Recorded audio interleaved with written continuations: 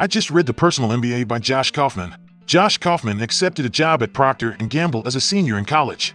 He'd be working alongside MBAs from top universities in his new job.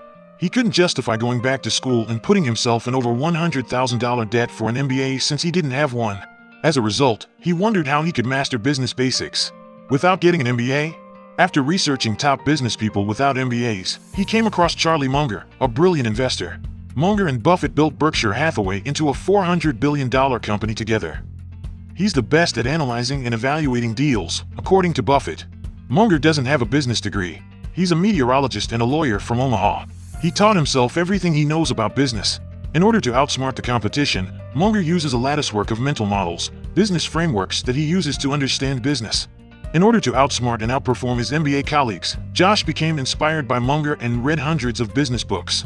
As Josh read book after book, he started seeing recurring patterns, and he discovered that at the heart of every business is a 5-part framework. Part 1: Value creation. Part 2: Marketing. Part 3: Sales. Part 4: Value delivery. Part 5: Finance. If you don't have any one of these, you don't have a business. Ventures that don't create value for others are hobbies. Ventures that don't have proper marketing are flops. Ventures that don't sell the value they create are nonprofits. If it doesn't deliver what it promises, it's a scam. And if it doesn't make enough money to keep running, it's a nonprofit. Let's look at each part so that we can make better business decisions as employees of a business or entrepreneurs. We've got Part 1: Value creation, and the question to ask is, are we creating something people actually buy? Knowing what motivates people is the first step in building a successful business. Kevin Manny identifies 2 primary characteristics that drive buying decisions: convenience and high fidelity, in his book, Trade-off: Why Some Things Catch On and Others Don't. Convenience means fast, easy, reliable, and flexible. There's a premium for convenience, which is why companies like Instacart exist.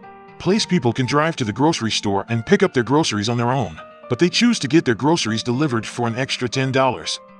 High fidelity means high aesthetic appeal, high emotional impact, and high social status.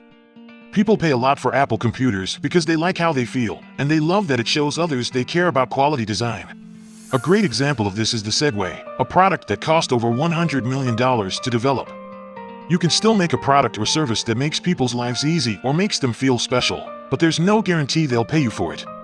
In the same way that the car replaced horse and buggy, the Segway's makers were confident that this device would revolutionize personal transportation.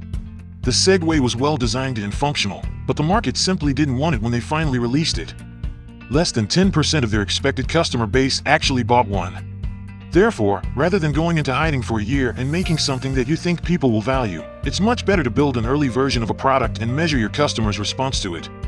Once your product is good enough for people to pay for, you can keep improving it until it is good enough. Subscribe me to get more content.